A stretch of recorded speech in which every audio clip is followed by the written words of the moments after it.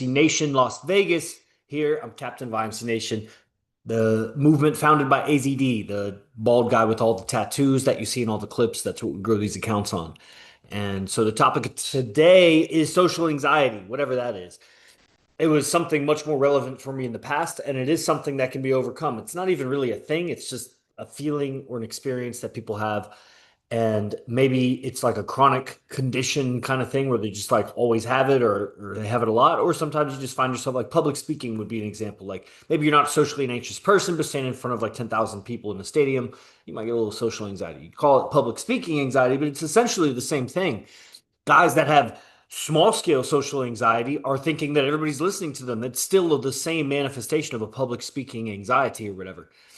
And so, in short, basic remedy is just get more comfortable being heard. Like, be proud of what you're saying. If anybody, young and old, you understand, like, maybe you're cursing, you don't want young or old people to hear it, but like, whatever you're talking about, like, you are certain of what you're doing. And if you are not certain of what you're doing, then you'll be afraid of like who's hearing you because it might be low value. You need to be certain that what you're saying has value to people and that you're not gonna fuck up a situation and make it so bad or so miserable or embarrass yourself in such a way that brings such bad reputation to yourself. And how do you get that? Because that's the fear in the beginning is stop trying to do things. Learn to be around people without having to do something. And in the beginning, you might be like a wallflower and you got nothing to say and you don't know what to do. Like, that's the thing. You want to not do something while you're doing things. Like you're living, obviously. I'm not saying sit in on your couch all day and do nothing. But when you're out and you're doing things, there's an extra effort that's not necessary to do what it is. Like, let's say if you see someone running, it takes some effort to run. If you're gonna run, there's kind of a minimal amount of energy that you have to exert to run. You can't just sit and run at the same time. It's two different things. But then if you've ever seen somebody run and they're like throwing their arms out to the side or they're turning their body a lot or their head's like bobbing when they're running, like they have terrible, you know intuitively it's like terrible efficiency. They have no efficiency and they're doing a lot of extra effort to run. Same thing. You would see this anytime you try to do like a new skill. Let's say you're like carpenter and you're gonna put some wood together to like build something, or you're gonna assemble the shoe rack or whatever. Like there's all this extra effort that's not necessary because you don't know what you're doing. But it's out of ignorance, not out of carelessness or out of ego necessarily. But is it? Because if you slow down, you might get there faster. Tortoise and the hare kind of thing.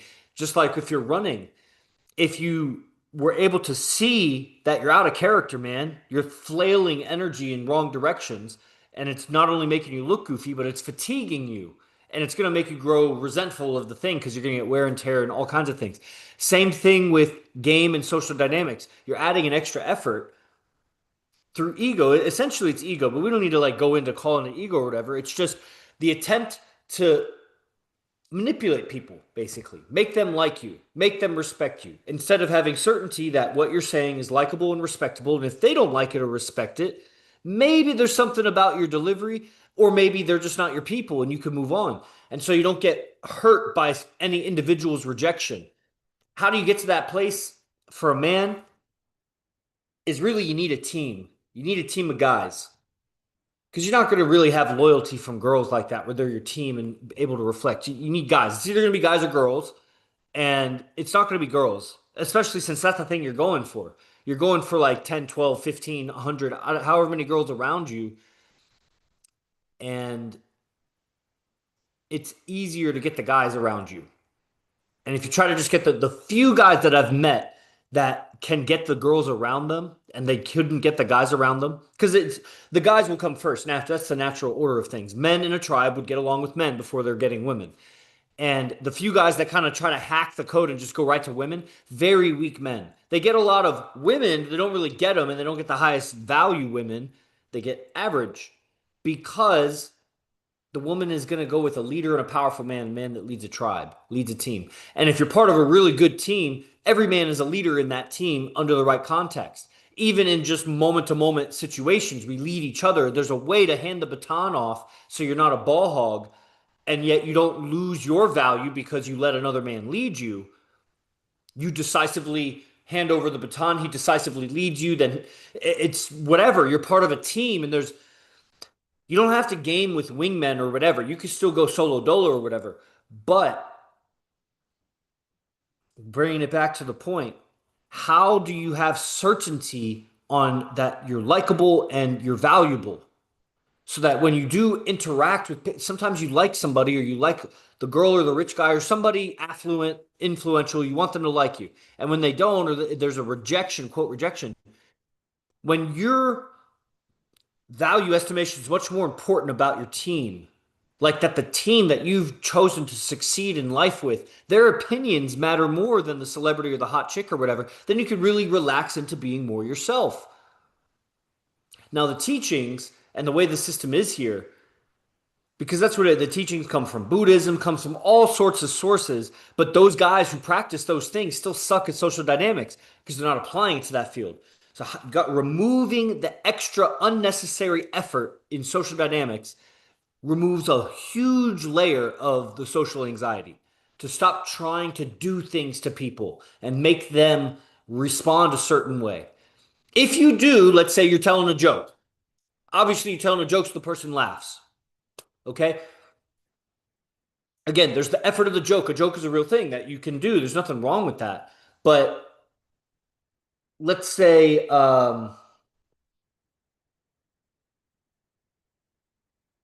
there's just any element of inauthenticity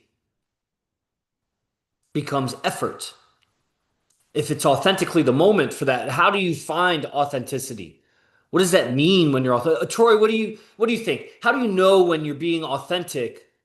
Or is that a thing? Is what I'm saying making sense? Is it a reality for you that in social interactions sometimes you're authentic, sometimes you're not, and that seems to be that important. I think when you're going out of your way to like communicate, you're communicating something that isn't authentic.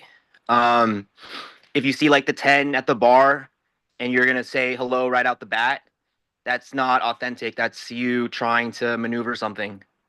Um, but yeah, I'll let you speak more on it because I'm not sure if I hit it. Yeah. And is that the only time that you see people being authentic is when they're talking to tens, or do you see it in other situations?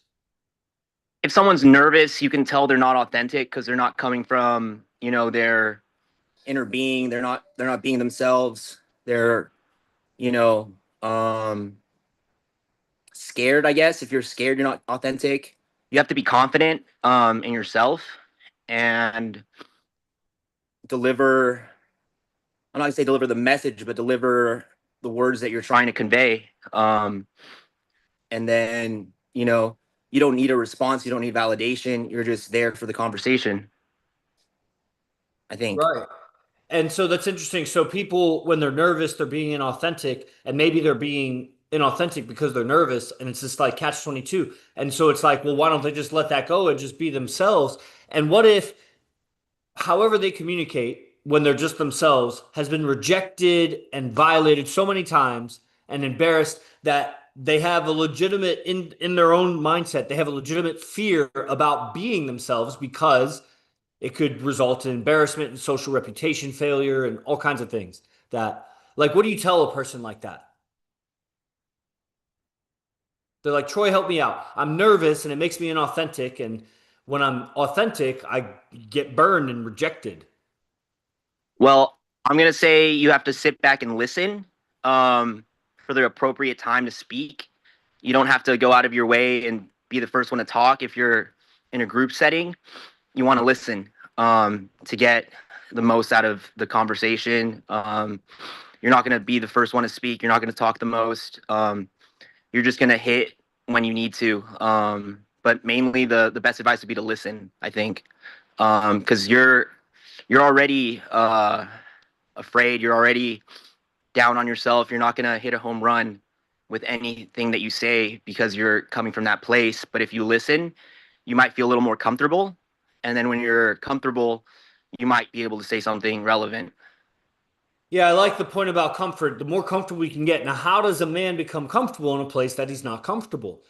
And in the AZD system, it has to do with a lot of all the other things you're doing with your day. If you've really burned yourself to the core to achieve, including your health and wellness and all sorts of things, if you lived a life of discipline that day, and it accumulates days, weeks, months, years, lifetime, you've been disciplined. But that day, let's say you were pushing hard, you did your morning routine and you were on your shit, then you can at least sit in that pride and gratitude that you had that. If you were really undisciplined in your day and emotional and just like when you feel hungry, you did that. And when you felt tired, you did that. And like you have purpose, a man of purpose. And then, what I'm realizing also, the inauthenticity, there's a lack of clarity about one's purpose and their philosophies. And so when they describe themselves, describe the situation, or they talk, they're not being clear about what it is. There's a lot of miscommunication because they're still vague in their own mind about it. And could that be called inauthenticity? Like it, maybe not. I think it's an emotion that's trying to control how one is being perceived. And what I see is guys do that a lot when they get in relationships. They do it to get the girl, but at some point, there will be barriers that a man's going to come across in the relationship. Other guys, old friends, family members that are trying to be controlling, social media, money issues, even just bullshit that she may bring up on like her period or whatever. And the guy will, quote, compromise or break character. He was a certain alpha boss, bad dude when she got with him. And then when she's on her period or he's at a weak moment or, money issue or something, and he demonstrates weakness. That throws a big wrench in the situation because is he being inauthentic when he's being weak, or was he being inauthentic when he was being strong? And is he just multiple personality, as many, many, many, many, almost all people probably are? And it doesn't always have to be extreme situations, little moments, little pecking or nagging or challenges that the girl does. It's not a mystery. It's just, it's so nuanced. How can I possibly talk about all the little nuances of it? But basically, she's always going to challenge when you have micro moments of weakness. It doesn't have to be huge moments of weakness where you were just like, we're sad about your dog ate your homework or something. Like, that's pathetic, obviously. But just a little uncertainty about what you're doing today.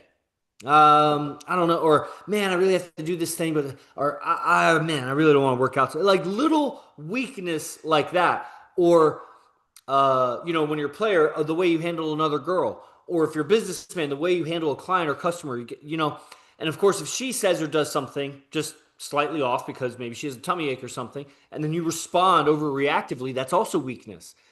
And so, where's the authenticity come into that? I think the emotion makes the person act out of character, and it's really the emotion running the body. The emotion is communicating for the person. And that's inauthentic to who the person would be if they were calm, relaxed, and whatever. Just like you were saying, if you're in a social venue and you're relaxed and comfortable there, and you're not trying to control other people's perception of you, but you would naturally be yourself, like you would around just your closest friends or the family members that love and trust you the most, or whatever you got going on that's good. Now, some people got nothing. And that's where it's like, okay, we got to get in and do some real hardcore daily discipline. You need to be able to survive by yourself in a solitary confinement prison. You need to have solid daily discipline. You got to feed your mind the right philosophies that include different references and studies and things like that. And then we got to get you communicating. Got to get you in some kind of occupation or out in the world. Just obviously, you got to get out of the house to do something, do your laundry or grocery shop or something. You be around people. Like if you have a solid, disciplined daily process, start repatterning how you're socially interacting with people, their responses, get a different image of yourself, and ultimately you got to come and be around the team. AZD is a change worker, and the team is a team of change workers now that we've been around them so much. It's just what it is. We're a laboratory, an ecosystem here for a man to wake up that he's on a prison planet that's totally suppressed his masculinity, invalidated him since childbirth practically, left and right, and cultured him to be a feminist weakling. and he wakes up to certain red pill ideas. He's like, yeah, that's true, and it rings true to the core because there's a lot of truths in what those red pill guys say. But there's an incongruence because there's so much emotion and they're not able to apply it to actually bettering their lives outside of just feeling so righteous about their red pill knowledge. They feel so good because they know the truth, but their relationships are suffering. Outside of relationships where they're shooting the shit with other guys about red pill truth, they can't even have a conversation with guys other than red pill truth. That's all they can talk about is red pill shit. That's all we talk about too. This is the red pill of relationships, which is built on the red pill of all the other red pills. All the other red pills. If you want a really truly red pill on women, then you got a hella red pill on government, hella red pill on religion, hella red pill on aliens, hella red pill on vaccines, hella red pill on Illuminati, hella red pill on language and mind control, the web of spells that control our mind. Because that's ultimately where it all is going to come from. Government means to lead the mind. She's being led by government ideas. Language is casting spells on her. It's casting spells on you too. You got to master the spells that are running your life to help guide her out of her hell. Yeah, I bring in spirituality. Demons are real. Like this shit wanders the planet. This is a planet that's controlled by, man, you just got to look around and see how much everybody's failing, how miserable everybody is. And yet we hold on to these glimmers of truth and these aphorisms and quotes. And we love motivational videos and all kinds of, because we want the light. We're striving for the light. But how do we integrate that into our lifestyle? Man, you're dealing with a bunch of zombies that are inhabited by a bunch of evil ideas that make them suppressive towards you, knee-jerk react to all kinds of goodness that are in their life. They self-sabotaging, all that shit. Like, why would a person self-sabotage? Because they're infected with self-sabotage. I don't want to call them demons, just wrong circuitry. You can think of it like that. It's just wrong circuitry, wrong neural pathways that when some shit good happens to them, they act badly. That makes them lose that shit. That's the same thing with like money habits or girl habits. Money habits, you win the lottery, but you got bad neurology on how to channel that currency and you lose it all. And it's like the other one, the guy makes money and he's stingy and accumulates, doesn't know how to funnel money back into the society in a way that gives him experience socially. He'll get experience like in the business, maybe he funnels it back to his real estate business or whatever, but can you funnel it into social experience that you evolve with? Yeah, you could always buy a girl a purse or take a vacation or whatever. There's experience in everything. You spend money, you're going to get some experience out of it. But how can you really milk this thing? Because billionaires have all the money in the world, but they still suck with women. It's just shown example after example after example after example, just so many examples. Rich guys suck with women, athletes suck with women, celebrities suck with women. It's a really bad condition. You just got to look at it. It could be like, well, Yogi, you're trying to convince me of it, like, or AZD's trying to convince me of it. Just look. Just got to look around. And the thing about it is people don't have references. So they're dull. They have dull habits. Dull. If you've ever like revamped your daily habit, like you started drinking some amazing health drink or you got into yoga and none of your friends got into yoga, pretty soon you see that they're very unhealthy. They're very stiff or, you know, their digestion's off or something like that. Like when you make a lifestyle. Now, if you changed all aspects of your lifestyle, you would see how dim everybody else is around you. And when you get more integrated with the social area in a way that you're conquering, you're winning. I have no social anxiety. Doesn't mean I get every girl, but I have no social anxiety, man, and I'm calibrated, constantly calibrating up and down. Like I'm not just sociopathic, not feeling social anxiety, or drunk out of my mind or on coke and not feeling social anxiety. I don't feel social anxiety. I feel when the pressures are on, they're trying to put pressures on me. And that's it. I'm like Aikido, just deflect that pressure, just shoulder out of the way. They roll off. I'm like waterproof clothing. It just rolls off. But I'm there. I'm aware it's raining. And it's because I have certainty that I have value and I'm likable. Maybe not to certain people because I push them in certain ways. You got to fucking sign up, this and that. Okay, so you don't like me. But my team likes me in certain areas. They don't like me when I'm selling them on shit because that's the only way to wake people up to fucking buy shit. If I just posted a link and was like, sign up, just made a post, sign up, it'd be less than 1/10 of the signups as me pushing guys. But a consistent thing that I've heard, now it's different because I've lived with these guys for so long, but a consistent thing that I've heard is I'm a totally different character when you come in person and you meet me and we go out. Because it's different. And so to be likable, And now you get the likability of your team. You get the respect of your team that you got value. Now, when you go out, you have certainty and you just relax in that. Stop trying to rush the tree to grow, rush the bush to grow, rush the grass to grow. You ever stare at a plant and like try to make it grow by staring at it? Like it's got to grow. So you got to really broadcast a lot of seeds. Get out there. You need a discipline daily so that you can sustain. Because it's like investing in stocks. You got to invest in your area, invest in people through positive social interactions, getting creative and leveraging. Accumulate that shit for months and years. And then when you see the work it takes to build a social life, really, really, really, because the pickup artists will talk about build a social life, and they crash constantly. They crash, and it's so fake. And all the up and coming guys that are like traveling to second and third world countries to pick up a bunch of ticks or tourists or whatever, they still have no life back where they live. That's why they keep escaping to go on a vacation. That's not the life I want. I don't want to spend half my life on planes and on travels. Don't you like where you live? Don't you like the people around you? Why not? Are you not likable?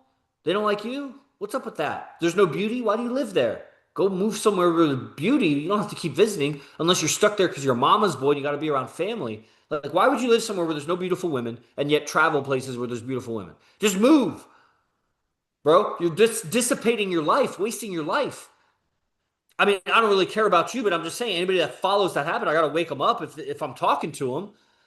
I love that there's weak ass, beta ass coaches out there that get a lot of clients because their clients are going to wake up at some point to AZD and IMC Nation. I just keep broadcasting the message, putting out clips, growing accounts. It's what's happened. And they're going to see that those people are fake and that this is real. And then they're going to lose all their business forever. They're not even going to have anything to retire on. They're going to have to start over, get a regular job because nobody's going to train with them. The funnel is going towards the top. You'd have to silence AZD. He's just too good. And the truth is, it all comes from a mindset. So does your discipline. When you have daily discipline, it comes from your mindset. So that his daily process leads into a fulfilling social life. And when you see how much effort it will take, months and years of accumulating goodness, especially to put the e-brake on the fucking momentum that you've been putting out in the world and to turn it 180 or, whatever, a different direction and start going in that direction. Stay consistent because you got multiple personalities in you that get triggered by mom's nagging or, hunger or sickness or just a song that reminds you of an ex or something, a knock on the head. Like there's shit in there that you're not, it's on the other side of your consciousness and you get triggered into a totally different decision-making algorithm process called a personality. And you make decisions that are destructive to the decisions that you're making when you're in a positive state. You're on your purpose. And you got to stop making self-destructive decisions. That's really hard to get aware of that if you don't have a team. The team reflects on you that, hey, you're dark. Hey, you're out of character. Hey, why are you acting weak? Hey, why are you dragging your feet? Or maybe they don't even call you out, but through interacting with them and knowing their positivity, you wake up to your own down state or your own lethargy or whatever. The value of the team's invaluable. And so when you see it's months or years of accumulating this shit to build a life that you have choice of women, that you have a lifestyle, that you're free of suppression, you still handle haters or whatever, but man, it's a journey. On this prison planet, it's worth it to breathe finally, or just go and join, stop studying AZD and IMC, just go join them. But if you're in, man, you got to jump in. When you see the effort it takes to do that, then the value of getting an accelerated software program, an accelerated understanding to accelerate your journey on that saves you so many years, so much heartache, so much, the unnecessary effort of trying too much. There's the unnecessary suffering of doing it wrong longer than you need to. You don't need to do it wrong. And what is it? Display your character.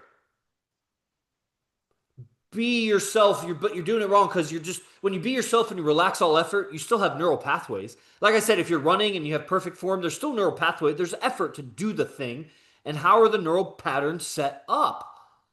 If you just relax and do nothing, it's just going to be the patterns, the grooves that they are. And then how long will it take you to become self-aware while you're in it? Are you like some spiritual master, third person perspective of yourself at all times, and you're naturally calibrating everything in all moments? I'm telling you, the world, the worries of the world, the beauty of the woman, the lust, the pleasure will pull you into the hypnosis, pull you out of that spiritual perspective over and over and over, and you'll find yourself 3 days later, oh shit, I've been acting out of character. The team and living at the base, visiting, it's so valuable to wake yourself up. more and more and more. And I'm continually waking up like I'm still learning in class, guys. It's presence. It's not the data that I'm learning. I'm learning a presence and a way to communicate with AZD being in the environment with us in class or on Zoom or whatever. Like I'm about to meet him out. We're gonna go to a lounge. I don't know. I think we're going to a lounge. Whatever. We're going to a lounge or we're going to a club or we're doing both. Lounge club. It's like a long night out. Whatever. Monday night, Vegas. Monday night Vegas, like Monday night football. So much social calibrating with the guys that go out with the venue and to see AZD, a social master, man, how he's in and out, how he changes his pace, his presence, his energy level. And it's an aesthetic that he carries because he comes from hanging out with one or two or three girlfriends. He goes home to another girlfriend that's waiting for him at night just to sleep over, whatever. And he's just always in that. He's always around girlfriends or he's teaching or he's in field with us. That's just his 24/7 life for years. So when you're around him, there's mirror neurons, there's osmosis that happens, there's a vibe transfer, there's certainty, confidence, the demeanor, the walk of a man who's just abundant with women for many years. The calibrations, it's freeing because you can be like that in your own way. And the calibrating and the feedback you get from him comes from a location of that apex experience of women. That is an extremely valuable perspective. Like he did an event not long ago where one of his girlfriends observed you, the student, and him interact for like 10 minutes. And then she gave her feedback on you, the student, to him, not to you, but like talk. And it was like so valuable to get a ten's perspective, being honest, being trained by AZD on how to communicate these things. And you got to trust that she's being honest. I mean, she's not saying like you can just tell she's giving a woman's honest feedback of it would be like if you had a girlfriend and she told you, not him, but told you some honest feedback about your best friend who was asking for some feedback. How do women see me? Okay, girl, sit behind me. Okay, tell me this, tell me that, tell me this, tell me that. Okay, what do you think about that? And then she gives her honest feedback about you. Okay, now your girl's a 10, been with you like 10 years, and she knows this is your business. She can't lie or she's gonna hurt your business if she fucks up. She's gotta be what she's there to be, a 10 who's giving a female's perspective of the student. And so, okay, understand AZD's got at least 4 or 5 10s and then like 2 9s or something. He is the 10 to her. So when you interact with him, it's like interacting with 7 girlfriends, the male reflection of that. 7 of those women giving you feedback when he gives you feedback,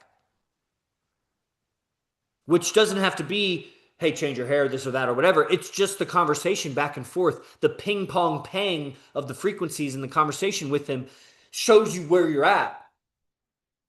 And then multiple of those, and wow, you start to really locate yourself. And then the team and everything. It's set up. We have it set up for this. It's what we've been doing for years. So recommend come to Vegas, brother. Come to Vegas for 3 nights. You won't be the same again. Man. Are there any questions or comments, guys that are online? I gotta go in like 5 minutes. I gotta start getting ready.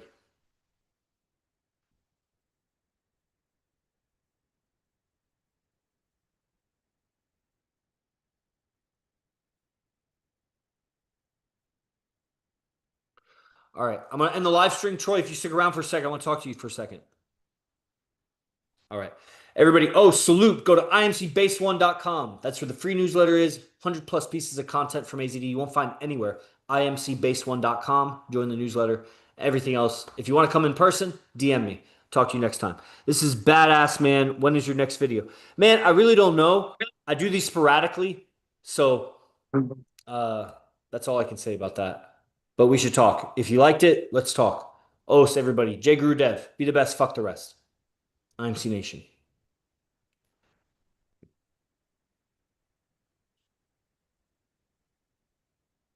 That's dumb.